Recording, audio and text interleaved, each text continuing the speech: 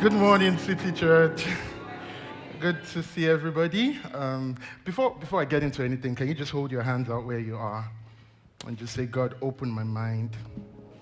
Say, God, open my heart. Say, God, open my ears to receive your word. Amen. Amen. Amen. Good to see everybody this morning. It is such a joy and, as always, an incredible opportunity and exciting one at that to be with you, to be able to share God's word, to just hang out. And, absolutely for my wife and I, my wife, by the way, is incredible. She's the second best gift God has given me in life after my salvation. And she is just incredible, and we're grateful to be here together to hang out. For us, it's coming to City Church is some sort of like pilgrimage, you just go and just be refreshed in many things, and it's just such a blessing. Like Pastor Femi said, himself and his wife are definitely some of our favorite people. And why are you looking tense? Calm down. And we love them, and we are grateful for them. Are you good? Yeah, okay. We love them, and we are grateful for them. And just to say, it's always a joy. We have many incredible friends here in City Church, hanging out with you guys through the weekend and seeing everybody. And thank you, music team, for blessing us again this morning. It is always such a blessing. And if we're meeting for the first time, like you said, my name is Tolulope, and I have quite a lot of privileges in life. I've talked about calling Adebola my wife. Another one top on the list is that I get to support a club called Liverpool, and that's also a huge privilege. But we're not going to talk about football today. Somebody's already sweating. We're not going to talk about what happened to Arsenal today. If we were going to talk about what happened to Arsenal, but we are not going to talk about what happened to Arsenal. So if we're meeting for the first time, I just thought we could do a little checkout just to see if we can be friends. Sometimes you meet somebody and you want to just say a few things. What do you think about this? What do you think about that? Let's check out if we can be friends like in real life. So let me just check your tempo generally. Let me ask you a few general questions. If you want to fry plantain, you want to make dodo, do you think the plantain should be like just ripe or like very, very, very, very ripe? Very, very, very ripe. We can be friends. Very, very, very ripe. That is good. Now this is what makes good dodo. Let me tell you what makes good dodo.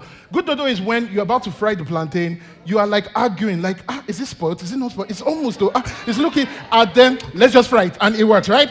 We can be friends. That's good. Let me check one more. How many of you, let's say, for example, let me check what you think about educational institutions in Nigeria. If you were to rate, let's say, Unilag, greatest, okay. So if you were to rate Unilag on a scale, of like 0 to OAU, what would you rate it? What you do? Okay. Anywhere 3, 4, we can be friends. You are doing well. Let me check out your fashion sense. I'm just trying to know if we can let's check out your fashion sense. What do you make of your fashion idea? Baba Adeboye's short sleeve jacket. Do you think it's hot? Yeah, it's good. You better say it's good, even though you're not a real Christian. It is really good. Okay. What do you think about dyeing hair? Do you think it's good? By the way, quick one. Scripturally, well, you should ask whether it's for ladies or for guys. Scripturally, a lady can dye her hair many times, but a guy should only dye his hair once. Because the Bible says it's appointed unto men to die once after that judgment. So after that judgment, okay. Okay, let me check out one or two more things. If you were to offer trauma counseling, and you could only do it for one person, who do you think you would go in first? A Lagos resident or an Arsenal fan? Who should go in first? What if the Lagos resident is an Arsenal fan? That would be very tough. Okay. Okay, one more thing. I just want to know if we can be friends. This one, and this is very important. Texting over calling. Let me see my real friends. Texting over calling, right? Yeah. Texting. Everybody said texting over calling. Yes, exactly. Those are my real friends here, because I think there are some calls that can just put you on the spot. And I feel like it's not fair. Why would you just call me. Do you have that friend that can just call you and be like, can you pick me up at 2 p.m. tomorrow? And here and now, I have to give an answer. I'm like, I think it's unfair. Why don't you send me an email? Let me read through the email. Let me calculate. Let me know where you live. Let me calculate the distance and, calculate how much of my lifetime will be lost in traffic, moving there or coming back. Again, with deregulated fuel, let me know what exactly it's going to, like, just send me an email. Okay, I best send me a text. Let me check everything out. This is the idea. I don't like being put on the spot. Many years ago, I'm not too proud to say this, but many years ago, I remember I had a friend that would just call, and he would just call and be like, are you at home? And you're like, I'm trying to, are you at home? And you're, yes, and the next 5 hours of your well-planned day have just, basically gone. So I remember one time he called, and I would see the phone ring. Now, this is many, many years ago, don't judge me. But I would see the phone ring, and then, man, this guy, and I know where this call is going, so I'll just open the door of my house, I'll step outside, I'll pick, I'm like, hello, and he's like, are you at home? I'm like, I just stepped out of the house. But the point is, I don't like being put on the spot, all right? And let's state it clearly, just to help everybody. I think the concept of coming over to someone's house should be initiated by the owner of the house. Like, let the owner of the house say, can you come? Something I just think that's, I think that's basic manners, right? I don't know how it works in Lagos, but that's basic manners, the way we work. Like, well, of course, one exception, if you are Jesus. So in Luke 19 and verse 5, we see this amazing scripture where Jesus comes to the place where Zaccheus is. Jesus looks up, and Jesus is like, Zaccheus, make haste, come down. Today, I must come and stay at your house. All right, hello. Let's put it, maybe you don't think like Zaccheus. I'm like, Jesus has just run into a guy who the Bible says is really rich and all of that. And Jesus basically comes, it's like maybe you're just somewhere around Lagos and you just see Bukayo Saka, bro. Or you just see Zuckerberg or something, I'm coming to your house today. Like, who gives you the right to invite yourself to my house? So what I want to do is, I want to kind of run this, okay, you guys don't think in all those names. You see MC Uluomo and you're like, I'm coming to you. Okay, so I want to try and run this story just from like a few ends, and let's kind of look at what it's really like happening here. So there's a neurobiologist called Dr. Rabinowitz. In 2016, somewhere in the US, he led a research. And essentially, his research gives credence to the idea that when people lose one sense, they can gain near super abilities in another, especially if that sense is lost early in life. So, for example, blind people may be able to hear better, or people that are deaf can have some kind of enhanced vision, that kind of a thing. And the research tried to show that these super senses are not just learned behavior. What he was trying to prove is that the brain actually remodels itself. All right, it gives more real estate to other senses when one is missing. So the brain's capacity is previously divided among all the senses. Now it's kind of channeled into these senses so that they have super abilities in some senses. So I think it's not just maybe even in terms of the brain. I think it's a wider human phenomenon. I think that as we become conscious of some form of deficiency or the other in our lives, it seems like we try to make up for them by being extra big on something else.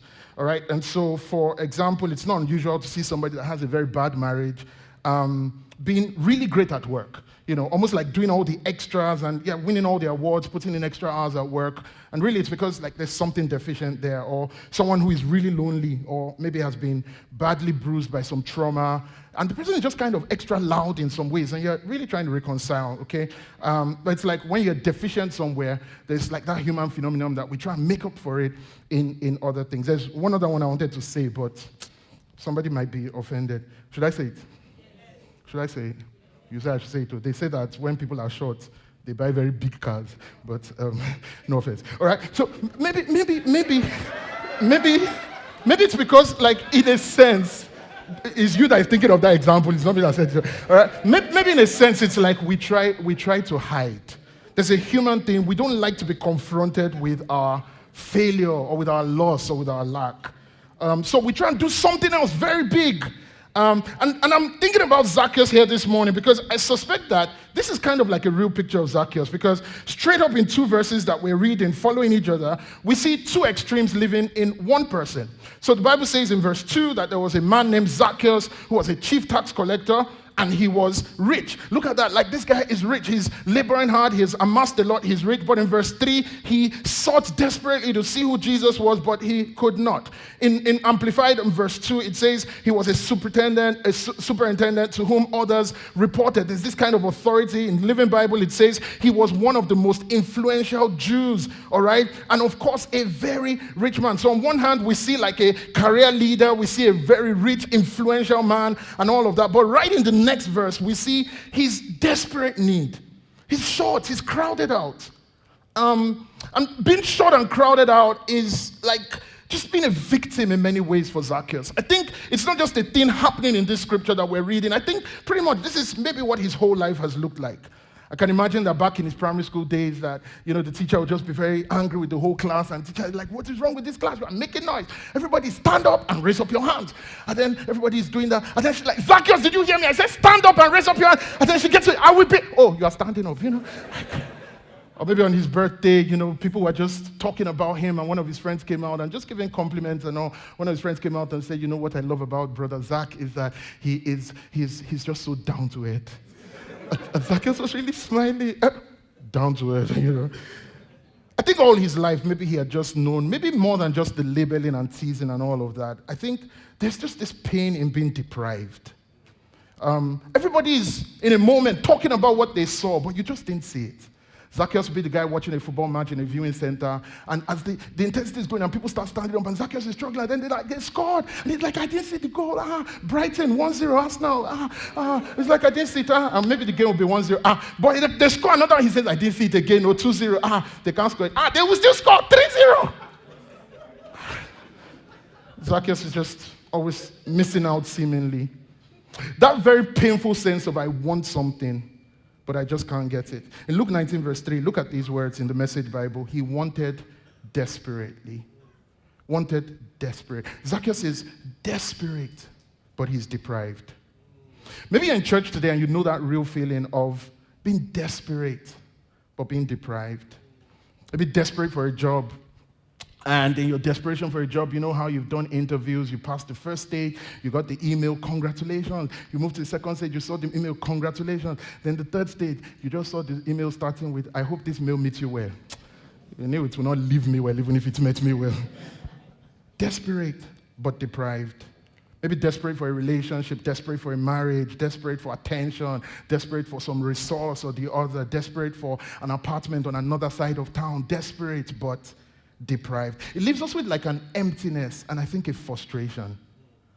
But I'll tell you what, friends, for all the desperation that we've ever known, or you can ever know, that Zaccheus has ever known and been deprived in life and all of that, for all the desperation, nothing comes near to what Zaccheus is in this moment. Zaccheus is longing for everything you've ever longed for in life, everything you've ever wanted, every sense of attention, everything you have ever longed for. If you pack it all together, bring it all together, this longing does not come close. Nothing you have ever longed for comes close to the longing in this moment. Because this is not just Zaccheus longing for something better. This is Zaccheus longing when there's a sound of destiny. See, friends, when Jesus walks into a room, when Jesus walks into a place, when Jesus just comes around the place, the sound of his steps are the sounds of the one that made everything. This is a sound of life just coming all around you. This is Zaccheus, something deep in his soul, knowing, man, I feel something destiny about this moment. I feel something unusual. I feel something more than I've ever come around in that moment. This is Zaccheus longing. The atmosphere of Jesus' presence is an atmosphere of grace, and you just feel like there's so much love, there's grace all happening at the same time. There's a beauty that I can't even describe. This is Zaccheus feeling shut out when it matters most. This is a sound of heaven. This is not just someone that came from heaven. This is the maker of heaven, literally walking on the earth, and you feel deprived. This is a chance of your life. If you've ever found yourself like in the presence of a great person that you are just awed off your feet and all of this, and all you could say was like, man, what? Like greatness came near you. This is not just that. This is that times a million. And suddenly, Zaccheus is deprived. Because Zaccheus doesn't just hear a crowd. He senses something. He senses something. I've lived my whole life in longing. I've pursued. But here I sense something. This is what the blind man sensed the other day, and he won't stop screaming. Like, this is destiny happening here. This is what the woman whose daughter was possessed sensed, and she, like, insult me all you want, but I'm not going to lose this moment. This is what everybody who came around Jesus sensed. This is Jesus. This is what the woman with the issue of blood sensed, and she's like, I would defy every odd and go through a crowd. There is something about this moment that I know can make my life, that can change what I've ever been. There's something about coming around the person of Jesus. Zaccheus felt, I can't imagine missing this moment again. This is Jesus. This is the glory of God that we see walking. For we beheld the glory, we saw it, we saw a sense of God as we saw Jesus. Let me suggest to you today, friends, the greatest injustice against any life. The greatest injustice you can do against a life is not, it's painful to hear of abuse and to hear of injustice and deprivation and all of that. But the greatest injustice against a life is to block their perspective of Jesus. Because, listen, for everything else you do against a person, if the person can encounter Jesus, Jesus can restore it all. But what do you do when you block my perspective of Jesus? What do you do when I can't meet the one that my soul longs for? What do I do when I can't touch that Jesus effect that my soul is looking for? There's something about who Jesus is that is not replaceable. There's a void in our souls that only Jesus can fill. And so what we see in the text in verse 4 is that Zaccheus ran and climbed into a tree to see him, for Jesus was going to pass that way. But I think there's like a mirror effect happening here. We see in the text that Zaccheus desired, but what we must not miss is that there's like a mirror effect, all right? Zaccheus desired, but if we see the same thing happening from both sides, what we're seeing is that Zaccheus desired to see Jesus. But think about it. I think the real story is that Jesus desired to reach Zaccheus. Because it's just a reflection that's going on here. We are seeing Zaccheus running and trying to climb and all of that. The desire did not start from Zaccheus. The running and the climbing did not start from Zaccheus. It started from Jesus. Can you see in all eternity, if you can think back with me, Jesus in all his love and his passion and all of that, desiring to give life to the dead, desiring to love the unloved, desiring to give hope, to transform the desperate, desiring to reach every single one of them, every Zach, can you see Jesus burning with desire for us, desire in our longing for him? Can you see Jesus in all eternity full of desire for us, every Zach somewhere, every Joseph, every Bosse, every Kayode, every single one of us in our longing, Jesus in all eternity desiring to reach us. For Zaccheus, he couldn't reach Jesus because of the crowd and because he was short. But for Jesus, he couldn't reach Zaccheus because of his righteousness and his glory, because of our sin that had separated us. And so Jesus picks up a human suit and he comes to be like one of us. He begins walking those very streets that we walk, and he began dining and whining and, suffering and loving and dying so that he could reach us. For Zaccheus, he ran and climbed up a tree and sat on top of a tree to reach Jesus, just to bridge the gap to Jesus. For Jesus, he climbed up a tree and stretched his hands wide in death to reach us. When we couldn't reach him, he came to reach us when we were crowded out in our own sin and all of that. So please don't miss the point of what's going on. It's not first about Zaccheus climbing to reach Jesus. It's about Jesus coming down to earth to keep an appointment. Jesus knew the tree. The Bible says nothing was made without him. It was the one that knew the tree. He spoke all things into being. It was Jesus in all eternity that had orchestrated and designed. And I believe that as people were planting trees 20 years ago, and he was inspiring that guy that woke up and said, let's start a new movement in these areas. Let's plant a tree movement. And Jesus was just inspiring the guy's heart, and the guy started planting trees at strategic locations and all of that. And Jesus was just making sure the tree was fine and growing and all of that, because he knew that one day I'm going to walk those very roads to keep an appointment. And so when Zaccheus was stranded in that moment, and Zaccheus is running and saying, hey, what can I climb? It was Jesus that was coming to an appointment that he had always ordained for Zaccheus. And so what I want you to see today is that as we look at Zaccheus' efforts to reach, and it looks like Zaccheus is running and climbing, I want you to know, friends, and don't forget that Jesus makes us the kind of people that can reach him. It doesn't start from our seeking and our striving and what we can do and our praying and all of that. Jesus makes us the kind of people that can reach him. It is Jesus who makes us the kind of people that can seek him and find him. I love the moments when I'm playing hide and seek with my kids, and you hide and all of that. And when you really hide, they're in trouble because it doesn't end well. They start crying and all of that. But you hide in such a way that there will be fun, but they will feel like they found you. So you kind of hide and put out a leg somewhere, and they're like, Daddy, where are you? And then they see that, I found you. Technically, yes, but again, no. Jesus makes us the kind of people. So we're like, Jesus, we're seeking you in prayer. It's not so much our ability to find him as it is him just putting himself in a place and saying, reach me here. Jesus makes us the kind of people that can reach him. And here's what I want you to see today, friends. Jesus makes us the kind of people that can reach him. He makes us the kind of people that can love him. He makes us the kind of people that can serve him. He makes us the kind of people that can follow him. Here's what I want you to see. I believe that over the last 2,000 years, the Zaccheus condition has intensified. There's even more longing in the world. There's even more desperation. There's even more empty cycles. There's even more of all of that. We're just frustrated many times and looking for what to binge on and what to hide away from and all of that. We're more distracted. We're more pressured and all of that. But 2,000 years down the line, the Jesus effect is still the same. That his grace is still strong enough to reach the unlikely.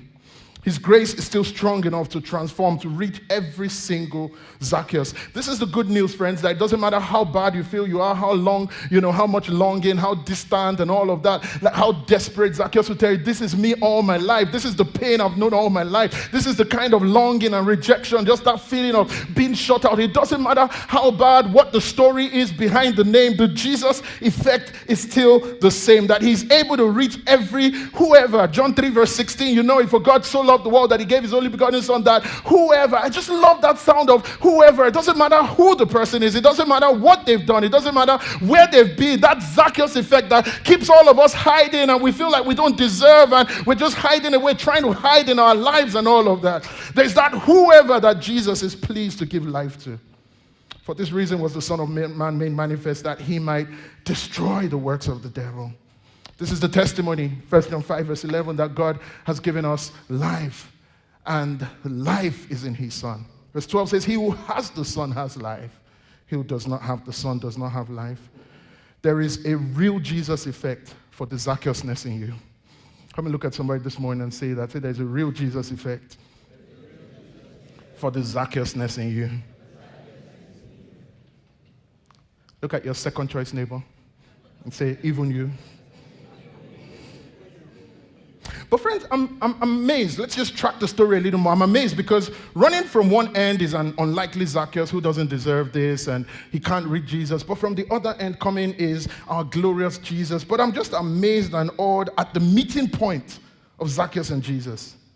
When I want to set up a meeting with the biggest names that I know, when you want to meet up with people that you consider really important and special, then I'm thinking of the best meeting places. I'm thinking of the most expensive restaurant that, when you see the bill, you're thinking, will I have to sell one or two of the children to, I'm thinking of the best place that I can possibly meet with. I'm thinking of somewhere special. Do your best. Let's set up a special thing in a special place. If Jesus was to meet Zaccheus, then I'm thinking about maybe if he was to meet the person that would change his life, maybe it was in at least, let's say, the business class section or first class or we meet special people. Okay, let's do it in Herod's palace. Let there be some invitation, some dignifying thing about the moment. But I'm amazed that Jesus and Zaccheus meet at a very ordinary tree. Not at the palace, not at Herod's golf course, not at a favorite Jewish restaurant. Destiny happened at a very ordinary tree. It doesn't feel like the best background for pictures, but destiny happened at a very ordinary tree. You see, the tree's strategic position offered Jesus and Zaccheus a meet-up point. The tree is on record as the contact point in a destiny conversation. That there is heavenly desire and there is human desire, and they found safety to meet at a tree. So I have three simple things to say to you, and then I'll be done, kind of. The first thing I want to suggest to everybody this morning, the miracle that the tree made happen. If you're new in City Church, you have to come back again. Usually the preachers drink Lucozade Boost, but we really don't know what they put in it, but a miracle happened at a tree. Can I have two guys help me? Please come. Mono, be one of them. And anybody else, please come. A miracle happened at a tree. Any other guy? Thank you so much. Thank you. Thank you. One of you was going to be Zaccheus. I'm not sure who. Okay, you. Oh, I wasn't going to say that, but that's fine. Please stand on one side, and then you come to the other side. The miracle happen at the tree. You really feel like this is a word for you today. The first thing I want to suggest to everybody this morning, friends, is that you are more powerful than you think you are. You are more powerful than you think you are. You are more powerful than you think you are. You are more powerful than you think you are. You are more powerful than you think you are. A miracle of Jesus meeting Zaccheus, a destiny moment happened at an ordinary tree. Friends, you are more powerful than you think you are, because we get the privilege to be people that have encountered Jesus on one hand, and we do our lives with Jesus, and we've encountered him, and he fills our lives, and we get the privilege to be in contact with the real world. And what we stand at in every moment of our lives is a meeting point between a Zaccheus and a Jesus. Friends, you are more powerful than you think you are. Your conversations on a Monday morning are more powerful than you think they are. This is Zaccheus. For all his longing, he's able to encounter Jesus because a tree was standing faithful in its place. I just want to say that you are more powerful than you think you are. You represent a contact point. And so Jesus is praying. He said, God, don't take them out of the world, but keep them in the world, because they need to be in contact with the real world, but be in contact with Jesus, so that they're living and they're loving and their marriage and their business will represent a contact point between the longing of Zaccheus and the desire. This is the desire of heaven, and this is the desire of humanity that is fulfilled at a very ordinary tree. And many times we feel, I'm just standing in my place, I'm just doing my stuff. But friends, you are more powerful than you think you are. Your text messages are more powerful than you think they are. Your social media following is more powerful than you think it is. Your ordinary just going out and doing work and doing business is more powerful than you think you are. This is the potential of your life. You are more powerful than you think you are. Help me look at somebody this morning and say, man, we are really powerful. Okay, now look at your second choice neighbor, the second choice, and say, show me your power. I know you feel older than that, but just tell me, show me your power. Show me. Friends, we are more powerful than we think you are. I pray that the Holy Spirit will just kind of put this as a picture in your life, that as you come around Jesus and you say, man, I'm one of those Jesus people, I'm a follower of Jesus, I've encountered him, I carry him in my heart, there's something about Jesus that I know, and there's something about a world that I can touch. We are more powerful, thank you guys, than we think we are. And I'm not just saying this about individuals, I'm saying it about our gatherings week in, week out, as we open the doors and as church happens, as we meet in our gospel communities, as we do church. I just want us to remember these moments are more powerful than we think they are. Every time we gather and there's just a Jesus sound about us, and a real world can just come in touching conversations with us and just come around us. This is every one more Sunday morning that somebody just walked into these doors, and maybe it was just some nominal person unsure about the whole God thing, but comes in here. These are destiny moments. We are in touch with Jesus as we start to worship and make a sound about who Jesus is. And as we come in contact with the real world, these moments are more powerful than we think they are. These are the God stories that are being birthed week in, week out. Some of you can testify, just coming around church, just being in these gatherings. I just kind of started coming some months ago, couldn't even really figure it out, but the tree was giving me an opportunity to encounter Jesus. These moments are more powerful than we think they are. And I want to encourage us, because many times we just slip into thinking of the tree as just being ordinary. We are more powerful than we think we are. This is every one more story of every one more person that just found their way into the house of God. These moments are more powerful than we think they are. When we get to put our hands and our resource and our lives in the cause of the local church, when we get to be a part of what God is doing on the earth, these moments are more powerful than we think they are. There's a quote from Jensen Franklin that he says, when the church is doing what it's doing, get in it. Listen, what you didn't hear, what you didn't experience could have changed your life. I love that idea that when the church is doing what the church is doing, destiny is happening. What you didn't hear, what you didn't experience, what you didn't do could have made. When we just get to be a part, these things are more powerful than we think they are. Maybe you walked in here this moment just to fulfill a religious duty this morning. This is not just a Sunday morning. Let me help you. This is not just some chairs and some good singers or some lousy preacher. This is not just an ordinary moment. This is destiny. This is the desire of heaven touching the desire of our hearts. This is the church of the living God. When we start to praise, I feel like we touch heaven. When we start to love and all of that in a real world, we touch a real world. This is not an ordinary moment. Does anybody this morning kind of believe that there's potential in these moments that we share? Anybody? There is incredible potential in these moments that we share. So let me encourage you, somebody, just like that tree, be there. Be there in the place of your obedience. Complete your obedience. Because for that tree, I don't know what it was like before Jesus came. On the day Jesus came and Zaccheus came, it felt very special, but there were many ordinary days before the special days. And many times we look at seasons of our lives where it feels so ordinary, like nothing special is happening. But can I encourage you, complete your obedience. Stay in the place of your obedience. That's why the language of Scripture is a language of being planted. It's a language of being there. It's a language of being there. Some of you are just in a journey of like that tree, just ordinary forgiveness to the family member that hurt me, or just ordinary love, or ordinary just trying to build that business, or ordinary trying to build that relation, just staying in the place of doing right, and you feel like nothing special is happening. I just want to encourage somebody. It might look very ordinary. Maybe for you, it was one of those seasons where like the tree, storms are even hitting and you're standing your ground. I just want to say that as you stay through the ordinary days, the special days come. And so complete your obedience. Complete your obedience. Your faithfulness is worth more than you think it is. I think that faithfulness is largely underrated in our day and our age. There is incredible power in being faithful, in being there. Seasons will come and go for that tree. The tree will tell you. Times will come and go. But the tree stayed. The tree was planted. It was rooted.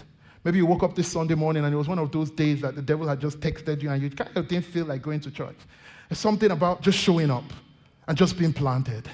It is those who are planted in the house of the Lord. Sometimes you don't feel like, sometimes you have somebody, man, I haven't been seeing you around gospel community, what you call it, and all of that. I've been going through some stuff lately. Stay through all seasons, because the storms will come and go. But when that tree stands its ground, then it will see the special moments of what Jesus was orchestrating. Amen? Let me say this to you that I learned a long time ago. Mature people don't do what is right because it's working. Mature people do what is right because it's right. They know that what is right will eventually work. But mature people don't do what is right because they plant the seed, they cover the ground. They don't see anything happening, but they do what is right. They water it, they watch over it because they know what is right will eventually work. We are more powerful than we think we are, and that is really challenging because there's a lot for us to live up to. Two more things and I'm done. Second thing that I want to suggest to you this morning. First of all, we are more powerful than we think we are. Secondly, you are not as powerful as you think you are. You are not as powerful as you think you are. Have you ever been speaking to somebody and they missed the point very badly? Like very terribly. You were trying to tell them something and they heard, I read a story a long time ago about a guy that had big drinking issues. He would always get drunk. He was wrecking his family. A lot was going wrong. And so he had this friend who was trying to say, man, I need to help my friend, but I don't know how to have the conversation. It feels very awkward. So his friend says, okay, what I'm going to do is that I'll just start sending him articles and hope that as he reads it, he will really get the point. So first day, he sends him an article about, one guy that was really just always on alcohol and messed up his family and all of that. And so his friend's like, wow. Second day, he sends him an article about all the dangers of drinking, health hazards, and how it wrecks. And the guy was like, wow. Third day, he sends him another article about all that alcohol has cost in, just statistics and ruining families and stuff. He's like, wow, man, that is messed up. Fourth day, he sends him another article. He's just going article after article after article. After like 10 days, the guy's like, wow. Okay, it's enough. From today, I promise, from today, no more reading. Have you ever seen somebody miss the point? I get it. I think I get it. So what I mean when I say you are more powerful than you think you are is that God is using us really powerfully, but not that we have power to hold God to ransom. Jesus said to Pilate, he said, you cannot have any power except what is given to you from above. Jesus chose to use this tree, friends. He could have used the other one down the road. Do you understand what I'm trying to say? He could have used a rock. He could have climbed a horse. He chose to use this tree. And so, on one hand, it is very empowering to see how God uses us and how God positions us and all of that. But 2 Corinthians 4 verse 7, we have this treasure in earthen vessels, that the excellence of the power may be of God and not of us. It's not about us. Jesus said that if these people will not praise me, I can raise stones to do it. As we stand in these positions and we're like, man, we are powerful. We get to touch Jesus. We get to touch the world. And we hold that sense of us being powerful. I just pray we would also be reminded that we're actually not as powerful as we think we are, because it's not like we can hold God to ransom. It's not like we can stop a move of God and God is like, man, listen, through the years, let me help you. As God has been working in the earth, through the years, people have failed God, churches have slighted God, people have let God down and all of that. But guess what? The work of God on the earth will march on, all right? He's pleased to do it with us, but he can do it in spite of us. Are you hearing me this morning? We are not as powerful as we think we are. Maybe you're like that tree today, and as you stand there, you are in these moments of just the pleasure of Jesus encountering Zaccheus here. I just pray today that in a very humbling way, you would remember that we get the privilege to do what we do. We get the privilege to serve. We get the privilege to be a part of the church. We get the privilege to contribute, to do what we do, but we are not as powerful as we think that we are. When my children were learning to write, there were these books we used to get, I'm sure you've probably seen, and what they would do is that they would put all these dotted lines. So they would write out alphabets with dotted lines, right? You know those stuff, and they just dot it. So what the children do is that they then take a pencil and just start to trace it out. And so they're writing A, and all of that. And it's always beautiful when you see your children writing, and they come and tell you that, I've been writing this, look at what I wrote. Yes, you did, but no, you didn't.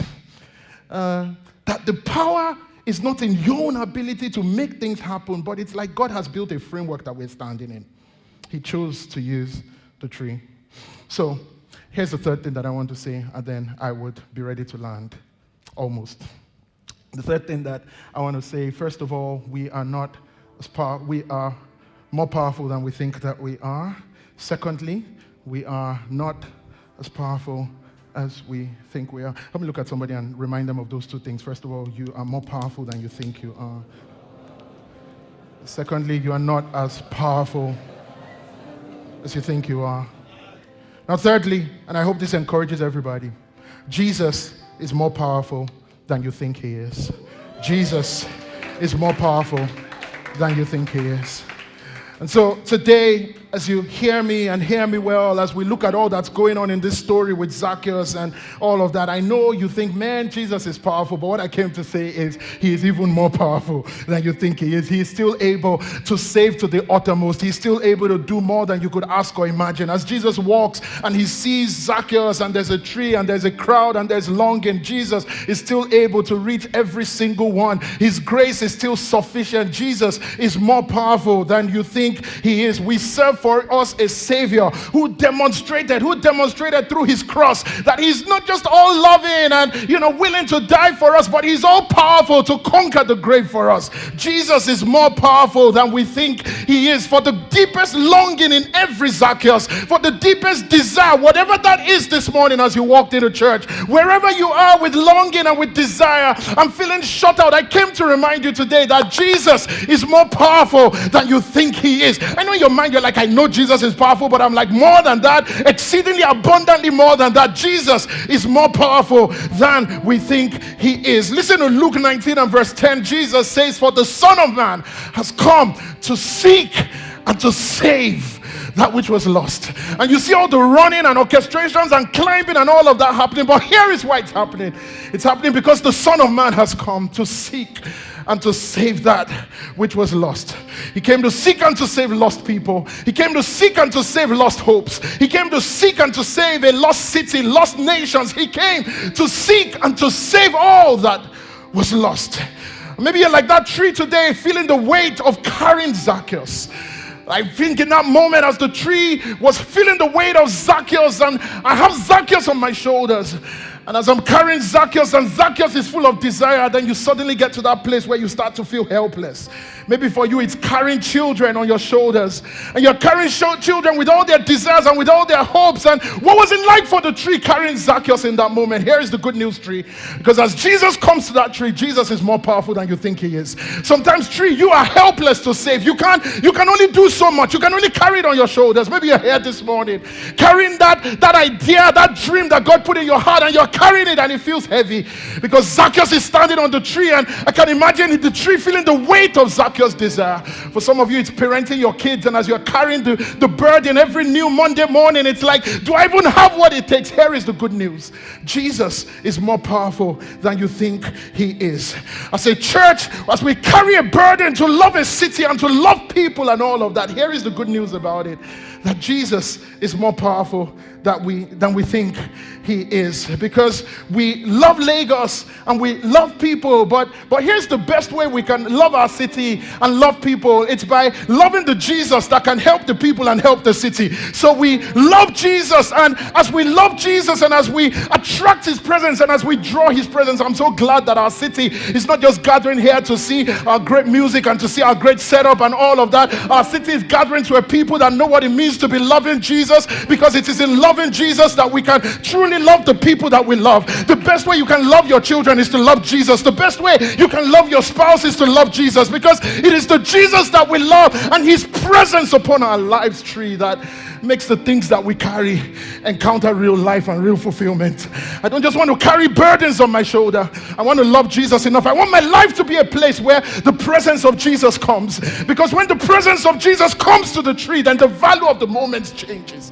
When the presence of Jesus comes to your home, the value of moments change. When the presence of Jesus is in your relationship, I'm still just an ordinary tree, but Jesus is more powerful than you think he is. I know it's just an ordinary business you're trying to build, but when it draws the presence of Jesus, and I know the economy is difficult, and I know you don't have the wisdom to handle situations and the changing scenes, but when I draw the presence of Jesus, Jesus is more powerful than I think he is. Jesus is more powerful than the world thinks he is. Jesus is still the sufficiency for every longing. Jesus is still the hope for every hopeless one. Jesus is still the answer to every longing question in our hearts.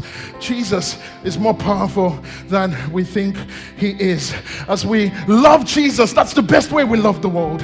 As we love Jesus and as we draw his presence, let me give you a fun fact about Jesus this morning.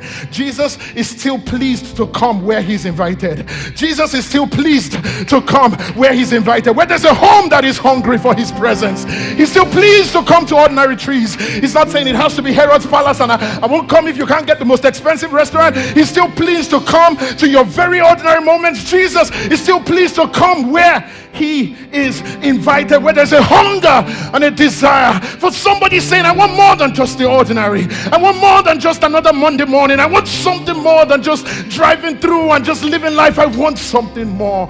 Jesus is still pleased to come in his presence where he is desired, where there's a hunger, where there's a longing, where there's a thirsting, where somebody is saying, man, I'm not satisfied with what I've known in my past. I'm not satisfied with what happened 10 years ago. I want something new. I want something fresh. Jesus is still pleased to come where he is invited.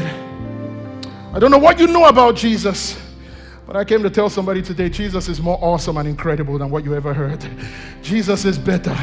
Jesus is better. Jesus is more powerful than you think he is. Jesus is still able, exceedingly abundantly able. Jesus is still more powerful. I don't know what you walked past to come to church this morning, or as you drove through and you were coming to church and you felt the longing of humanity. Does it happen to you sometimes that you feel the longing and the suffering of people and you feel helpless? I want to help, but I don't know what to do.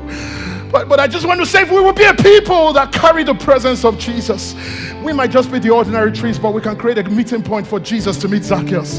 That we can transform cities, we can transform nations, we can transform lives, we can transform families, if we will just host his presence.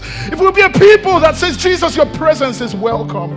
Jesus, be comfortable to be here, because Jesus is still pleased to come where he's desired, where he's hungry, where there's a hunger, where there's a longing. Jesus is still pleased to come. Maybe right now you feel like that Zaccheus, or maybe you feel like the tree. Maybe you're carrying the weight and burdens. Jesus is pleased to come where he's invited.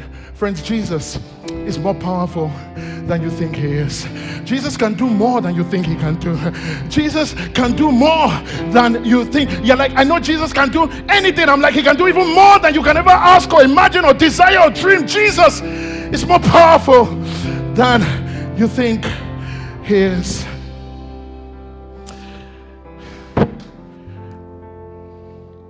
As I close this morning, shouting a lot more than usual,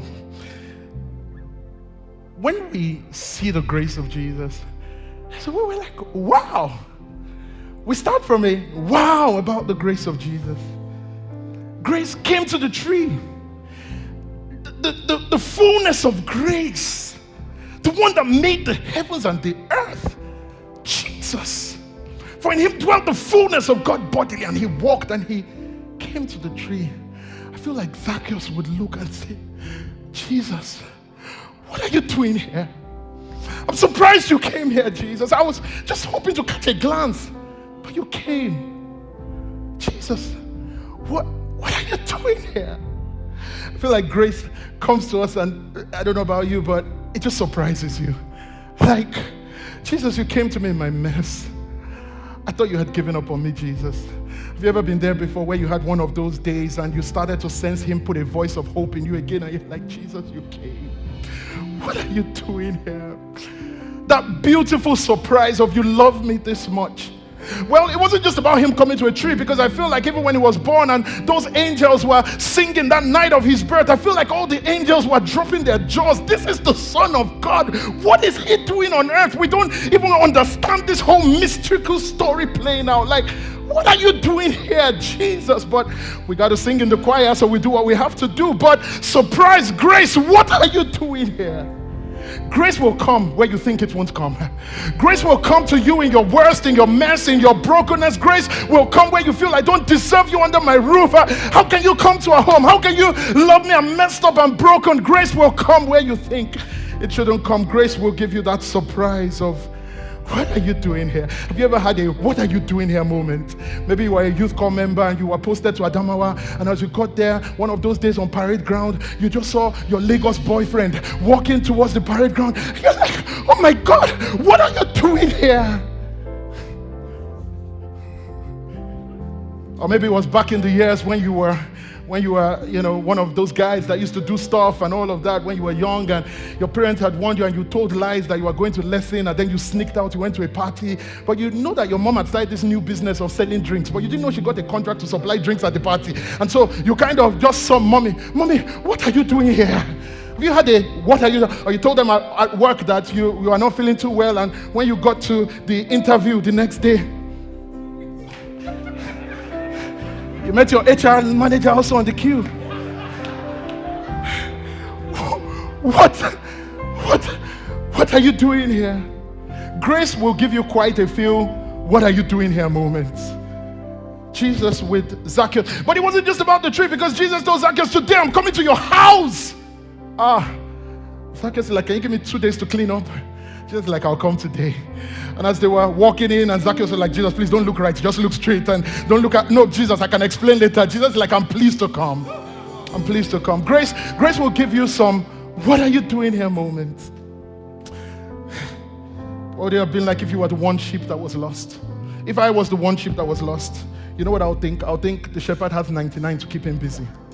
But when the shepherd shows up for me, I'm like, what are you doing here?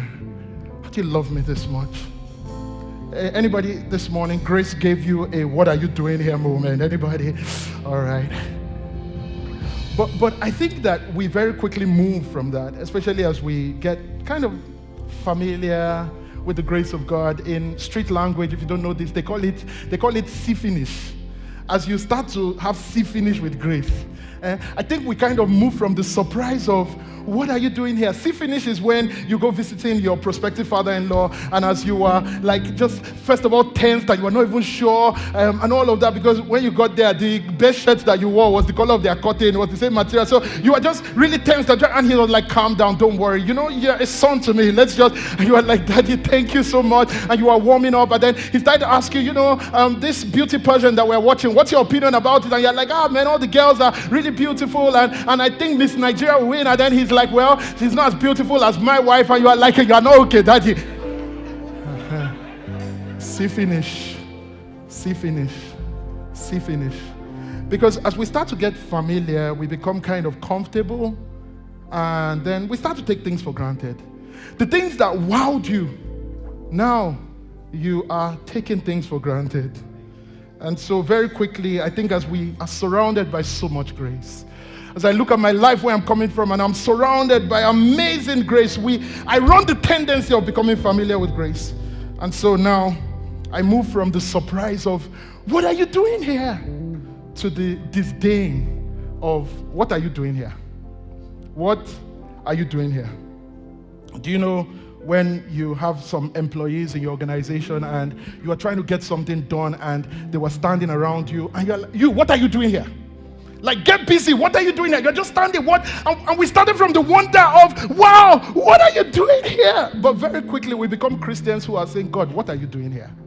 God, I had better plans for my life. For the last 5 years I've been here. God, what are you doing here? What are you doing here? I've been praying for a shift for 3 years. What are you doing here? Then coming to church. The first day you came to church, you were like, wow, I get to be among the saints of Jesus. Wow. I can even sit down. I can stand up all service. If you don't have a seat for me, I am just fine to be in the gathering of God's people.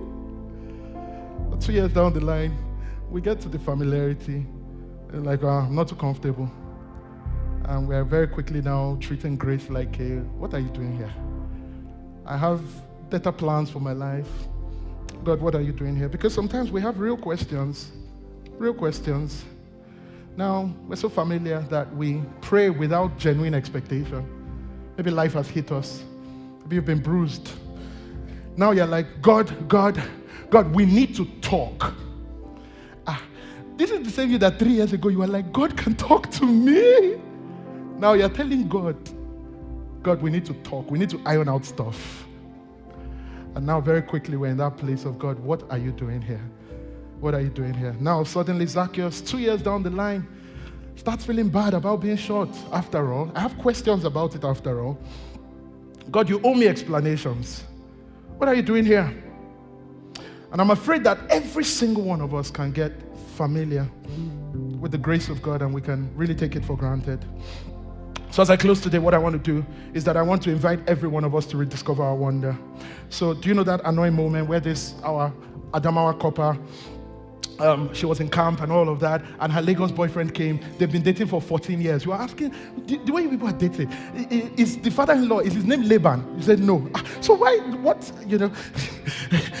14 years. And now the guy shows up in camp and she's like, why did you come? Wow, I'm so surprised. What are you doing here? And all of that. And in her surprise, suddenly some of her campmates start gathering around, bringing out mobile phones, and she's starting to see all her family members on different screens and all of that. And she's like, what? And then the guy goes on one knee and brings out a ring. And now this is where it gets very annoying. Very, very annoying. She's like, What are you doing here? What am I doing? I came from Lagos to sweep. They don't have cleaner. I came to sweep. Now, it's not surprise, because she knows what's about to happen. She knows what's happening.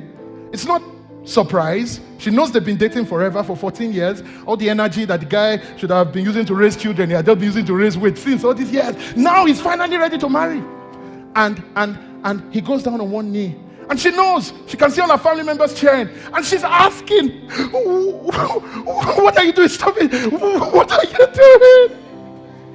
It's not surprise. It's not disdain. I think it's wonder. It's just this sense of being overwhelmed in wonder. And that's my invitation to every one of us today. That I know you've seen the surprise. Maybe you've seen the disdain. But today I pray you will rediscover your wonder about the grace of God. Wow, this is amazing grace. It is still amazing. Wow, how sweet the sound. The sound of grace is still. It is still amazing. God, what are you doing here? This is why sometimes in worship you are lifting your hands and you're even confused in your emotions. In one moment you are crying, in one moment you are laughing. It is amazing grace. How sweet the sound. That sound is still sweet, friends. That sound is still life-changing. That sound is still transforming. That sound of the person of Jesus. And today my prayer is that you will rediscover your wonder about the grace of God. You won't be familiar. You won't treat it as ordinary. You won't set it aside.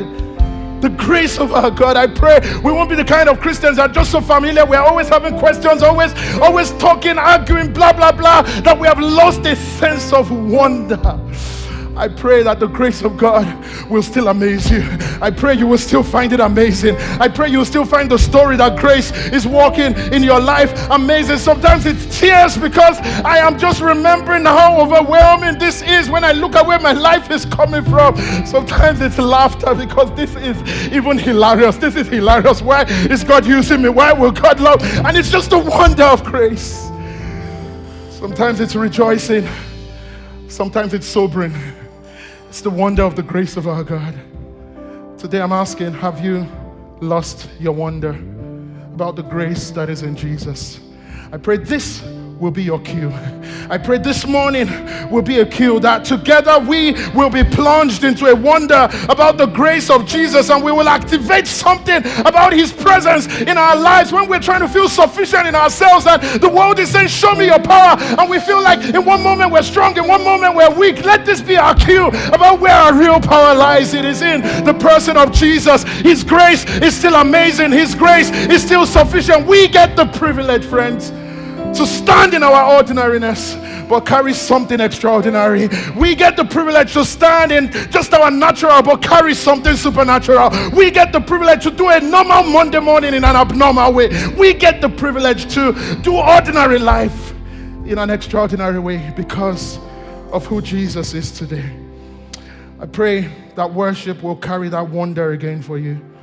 I pray that you will hunger and desire that the word of God, the moments in God's house. I pray you would rediscover your tiptoe life. I pray you would rediscover that tiptoe life. Now you're so flat-footed, nothing amazes you again, nothing can even trip you. You walk in like with an attitude, nothing. I pray you would rediscover your tiptoe life. That tiptoe life of something is about to happen because Jesus is in the room, because Jesus is in my life, because Jesus is doing life with me, something more than the ordinary. It's about to happen. I pray we will hunger and desire again, that our eyes will be open to see the wonder of his grace. All your complaining, and honestly, friends, life is life, okay? Every one of us, life hits in some way, but when we're in a conversation with Jesus, all our complaining just needs perspective. It just needs perspective. All our murmuring, all our grumbling, it just needs perspective. Because Peter, when you're saying, God, see the winds, see the waves that are attacking me, can't you see his word that is sustaining you? When you're saying, God, see what they did against me, can't you see what he's doing for you? Do you know that one day when you stand in eternity, nobody will ever have a reason to point fingers and say, God, see, because all God will do is he will point to Jesus. And he will say, because of Jesus, you never had an excuse. Amen. And so when we start to complain and murmur, it's a loss of focus on the wonder of who Jesus is. And today, that's what I'm inviting you to. The wonder of Jesus. The beauty of his grace. Just a renewed love for his presence in your life. Just a renewed passion about who he is. And the things of the world sometimes look really weighty on us. But I pray today that he would give you fresh perspective through his grace. When I thought life was pressuring me, all I needed was perspective. He was preparing me. When I thought this stress was more than, he held you through. When you thought you were about to lose your mind, you know those days when you said, I can't take it one more day. Here you are. That day you were asking, where do they sell rope? You didn't find rope. Here he has kept you intentionally. He has loved you when you didn't know he was loving you. And I pray that one day as you look back over the story and you see the beauty of a grace that was always present, that was always working. All the nights that I cried, all the times that I said, here's how it's going to end. That as he opens our eyes, all I'm going to be able to say is, God, what are you doing here, God? I love you. I'm amazed, God. What are you doing here? Look at your life. Look at your life. Look at what grace has done in your life. God, what are you doing here? God, see what you're making me. See how far you've brought me. See what we're singing this morning. God, I was about to die under the pressure of the Zaccheus I was carrying. But Jesus came right in time. Jesus came. Jesus still makes something beautiful out of the stories of our life, and I pray that it will amaze you. Can I pray for you this morning? And listen to me. Grace might not give you, this is what Zaccheus will tell you, grace might not give you the height that you want, but it will not leave you without the help that you need. All you were checking was, have I grown taller? But he was raising a tree without stretching your legs. Grace might not give you the height that you thought was necessary, but it will not leave you without the help. It will never leave you. One day you will look in wonder and see every advantage that you are climbing on. Grace was always intentional, even when you didn't know it was working for you. Grace might not give you the height, but it will not leave you without the help. God, I pray today for every eye to be opened.